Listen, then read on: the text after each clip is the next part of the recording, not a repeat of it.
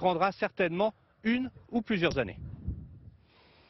Revenons maintenant en France avec un sujet beaucoup plus léger mais ô combien essentiel. Les ventes de boîtes de conserve ont augmenté ces derniers mois. Pratiques, elles existent depuis le début du 19e siècle et vous allez voir qu'elles n'ont pas pris une ride. Léa Kebdani et Sylvain Roland. Intemporelle, la boîte de conserve a toujours une place de choix dans vos placards. C'est pratique à stocker, c'est pratique à consommer. Même si c'est avec des conserves, on peut très bien faire des bons petits plats bien préparés et tout aussi bons. Trois, ça fait beaucoup. Les patates. Pendant les confinements, entre peur de la pénurie et obligation de rester chez soi, nous nous sommes mis à stocker davantage. Les ventes de conserves ont augmenté de 10%. Une seconde jeunesse pour un produit presque vintage. C'est décidé, j'ouvre une boîte. Reviens Léon, j'ai les mêmes à la maison.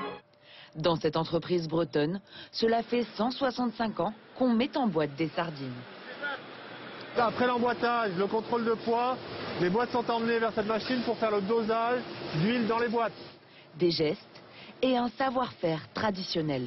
C'est l'étape essentielle de fermeture de la boîte avant cuisson. Cette boîte, une durée de vie de 4 à 5 ans minimum. C'est dans cette enceinte, sous pression, atteignant 115 degrés, que la magie opère pour donner la boîte de conserve que nous connaissons.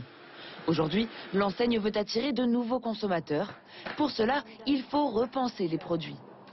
On va aussi travailler sur la santé avec des produits sans huile, des produits nature, qui trouvent vraiment l'intérêt de mettre en avant la vitamine D, le calcium, le phosphore.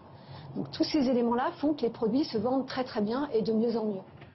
Pour séduire les jeunes consommateurs, la filière mise aussi sur un autre atout, la boîte elle-même. Notre conditionnement, la boîte de métal, est recyclable à l'infini. Et c'est vrai que par exemple la recyclabilité, le fait qu'on se conserve en ambiant, tout ça sont des éléments qui intéressent fortement les jeunes.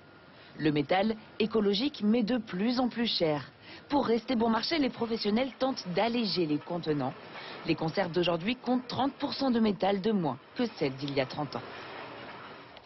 On va rester en cuisine et on va maintenant parler d'un ustensile bien connu des